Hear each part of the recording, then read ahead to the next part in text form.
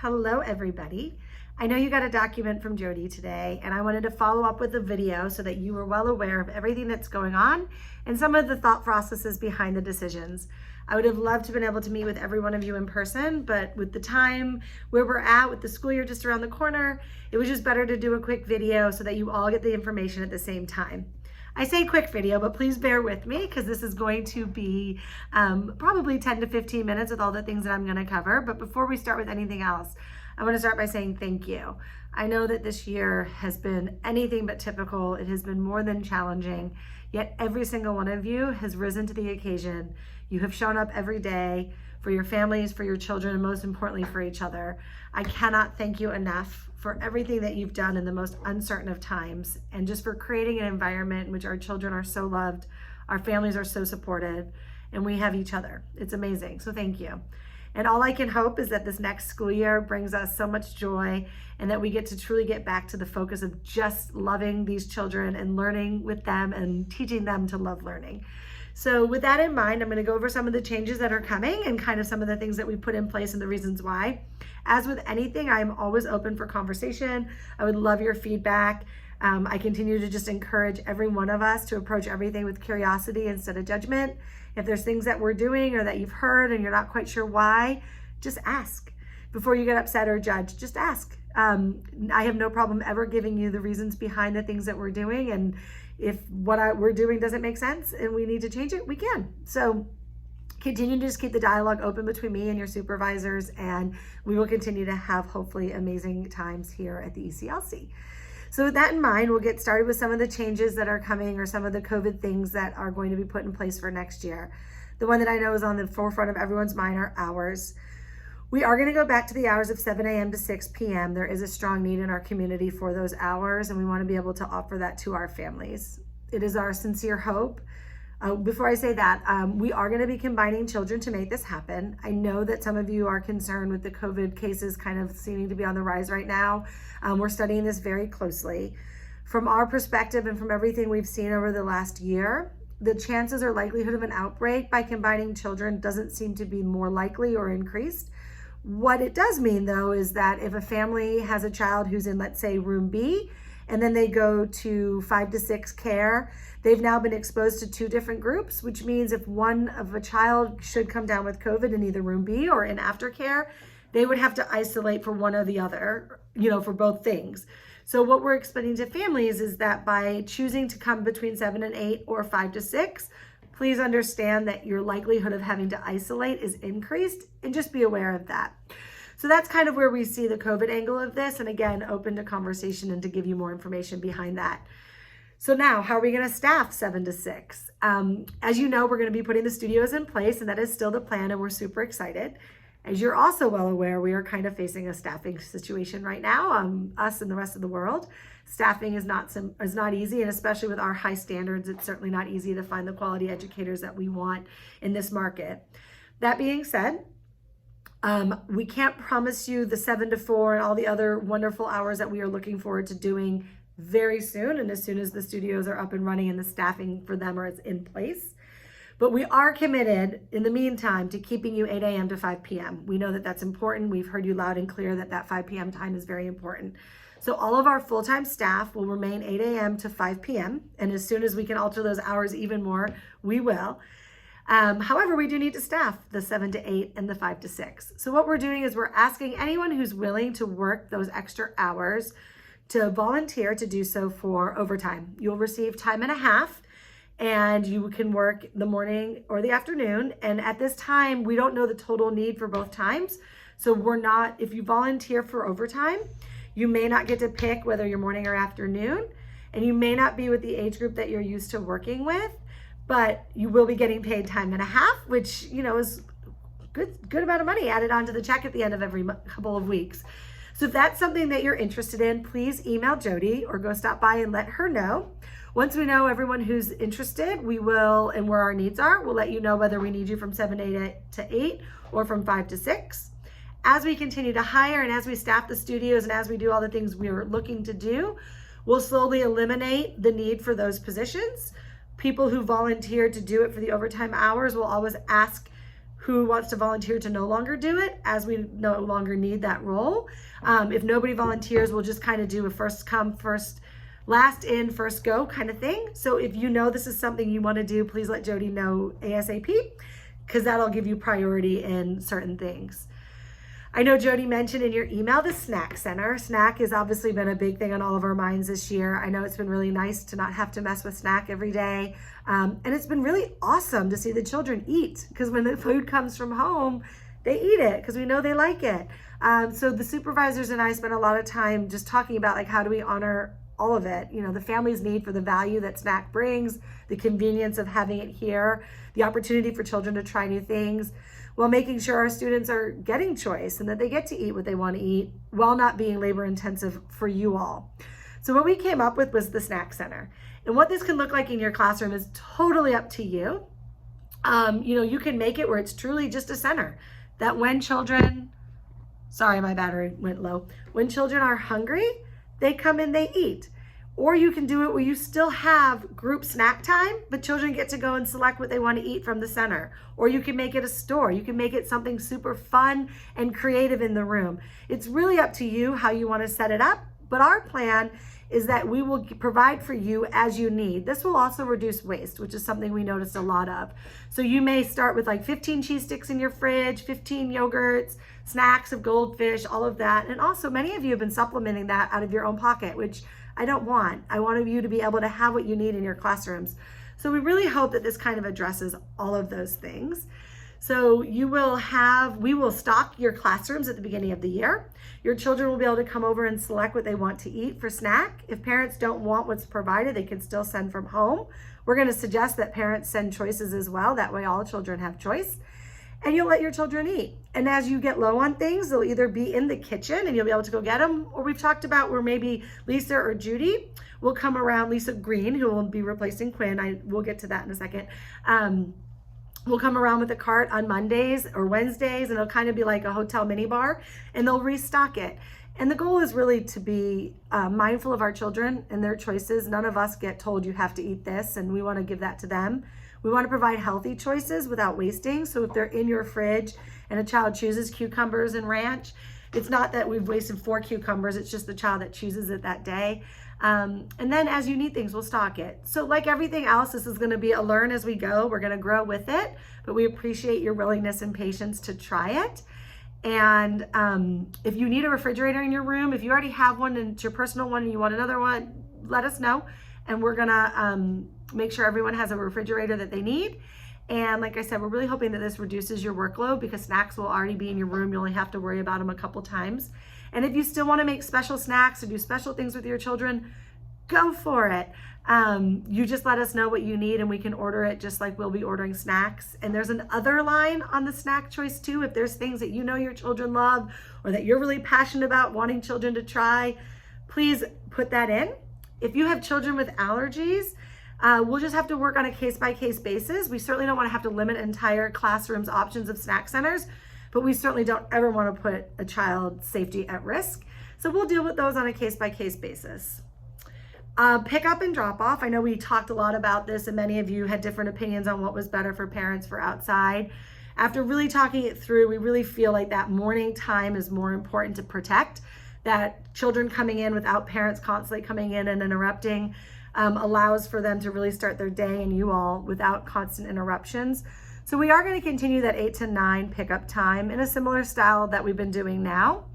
We know that some of you thought the afternoon would be better, but we just talked it through, and as much as we'd love to give you choice, if there were 2 children of 2 different ages in the family, it might just complicate things. So we're going to start by trying this, where parents between 7 and 8, if they have morning care, they'll go when they'll come into the building. Between 8 and 9, we'll do like we always have. And then throughout the day, parents will come and pick up. Nap time is going to start at 1, and we're hoping that our children that leave at 1 will be picked up before 1. If they're not, we may still do a pickup outside for them as well. We're working all of that through. And again, with all of this, it's fluid, and we just ask for your continued patience and most important, feedback. If we don't know it's broken, we can't fix it. So if things that we put in place aren't working for you or your classroom, please just let us know. But know that we're doing all of this with honoring all the parties involved, you, the families, and most importantly, not most importantly, well, kind of most importantly, the children. We want to make sure that everybody is getting their needs met through these things that we're doing. So just open communication is key. Masks are going to continue to be required right now for K2 and up. Just so everyone knows, we follow CDC guidelines. So until CDC relaxes that, we won't either. Parents will be required to wear masks when they come to pick their children up in the classroom. As it stands right now, they're still required to wear them outside. I know some of them are not following that, but that is the mandate, and we're going to continue to enforce that. We're going to ask that you continue to make challah in your classrooms every Friday, or make it and then you'll serve it to the children on Friday. So instead of us getting pre-made challahs for you to give to your children, the challahs that you've been baking with them, we're going to ask that those be the challahs that you provide them with on Fridays. And what's super exciting is that we have two new, well, no, they're not new to us, the people, but the roles are new to us. Tali and Orna are going to be stepping out of the classroom and helping us really enhance Jewish life in the classrooms. They're going to be working closely with Carrie and Judith. Carrie and Judith will be doing what they always have been doing, the traditional Judaic education. It may look a little different, and we'll get into that in a minute. But Tali and Orna will be supporting you in the classrooms with your level of Jewish life. You know, they'll be helping you write sort of what we had planned for the Shinshanim. That's exactly what we want to do. With Orna and Tali, we want them to come in your rooms and help you write things in Hebrew and help you make challah if you want that. Or if you're teaching farm animals and you're reading Old MacDonald in English, Orna might be reading it to them in Hebrew so that they're hearing the Hebrew language. So again, this is going to be new this year, but our goal as a center is to really increase the Jewish life in the classroom. And we know that not all of you are well versed in that. And that's okay, but we know if we want that, we have to provide the supports to make that happen. So Tali and Orna are so excited to be able to do that this year and really help you all enhance the amount of Judaism that you're able to provide in your classroom, as well as the Hebrew that's present, the Israeli life and culture that they see. And then, like I said, Judith and Carrie are going to continue with the amazing Judaic education that they provide. This is just going to really enhance the day-to-day part in your classroom. Meet and greets. So I know the last two times we did meet and greets individually.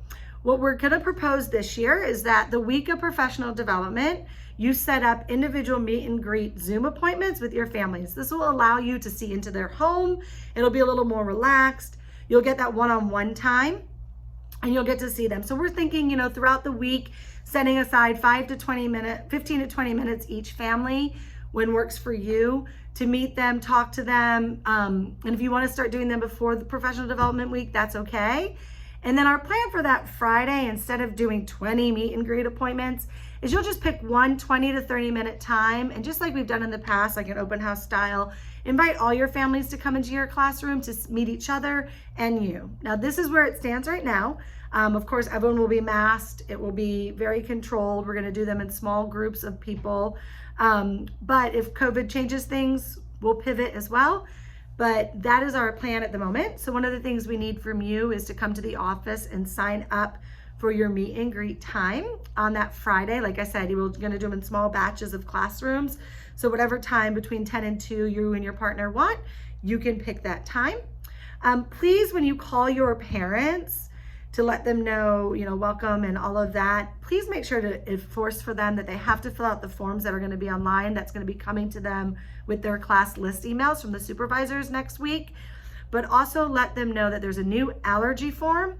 This is critical that they fill this out. If they do no other form, if they have a child with allergies, we need them to fill that form out. And moving forward, if you have children in your classroom that have allergies, you'll always, if you get an allergy throughout the year and they tell you, oh, they're now allergic to X, you'll send them this website or form that is electronic that they can fill out that will really help us manage allergies. In the letter, it talked about professional development the week of August 2nd through August 5th or 6th. We are super excited for our plan. We've listened to you, we've heard you. We're really hoping to do more sessions that you get to pick what is of interest to you. We have a cool way of hopefully doing it so that you can find time together as well as focusing on the things that interest you. Each day, we're hoping to do something special all together as well. So lots of fun things being planned that week. Your supervisors have been working super hard to find topics of interest and ways to really set you up for success this school year. I'm super excited. So please just set that aside. Please note that we do not grant PTO that week. That week is very critical that you be here. That being said, the sessions are not running all day. You have 8 to 5 as your hours, but sessions might only be for 2 to 3 hours during that time frame. So if you do have appointments or things you have to do, just work with your supervisors. They'll let you know kind of the base schedule so you can work around it. But as a general rule, unless there's extremely extenuating circumstances, we don't give time off that week. We expect everyone to be together. It's important that you be here to get the school year off and started.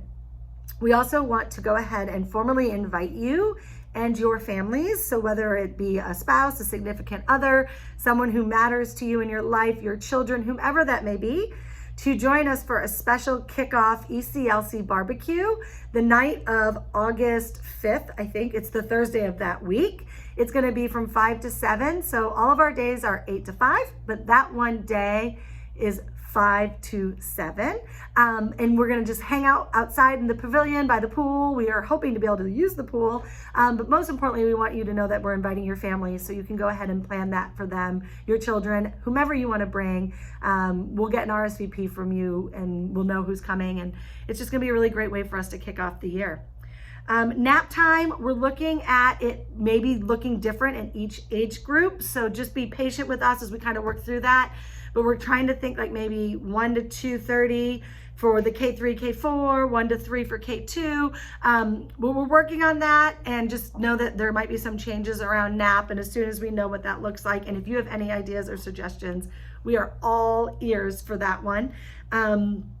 Finally, I know Jody mentioned shopping in her email.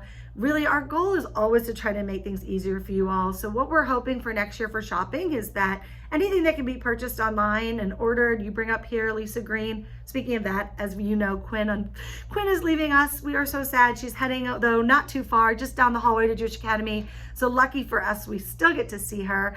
And Lisa Green, who's been kind of spending some time in and out around the building and has been working in camp this summer, will be joining Judy in the office from 7 to 6 every day. They'll be split shifting in the office, and she'll be doing the ordering moving forward. So anything she can order online, she will absolutely do for you. Anything that you need that needs to be purchased, we can do that as well. But if you're out and about and you see something and you want it, please grab it. I know in the past, there's been an issue with sometimes we don't have the cash on hand. We have committed to a new process where we will always have that petty cash, so that when you come back, you get reimbursed right away. You don't have to wait for it. Each classroom will have up to $25 a month of that fund sitting here for you. And just know that taxes, if there's a way to give you a tax exempt card so you don't have to pay taxes, we're working on that, and we'll talk that through with you. And yeah, whatever you find when you're out and about and you want, just grab it and we'll reimburse you. So I think I've hit on everything. If there's anything I've forgotten, I will tell you. Hopefully these things all sound great to you. We're super excited. We can't wait for an amazing year. And the biggest, most important thing really is if you want that extra overtime money, that is so exciting, just let us know soon so that we can know who to put where, and we can cover that 7 to 6 shift.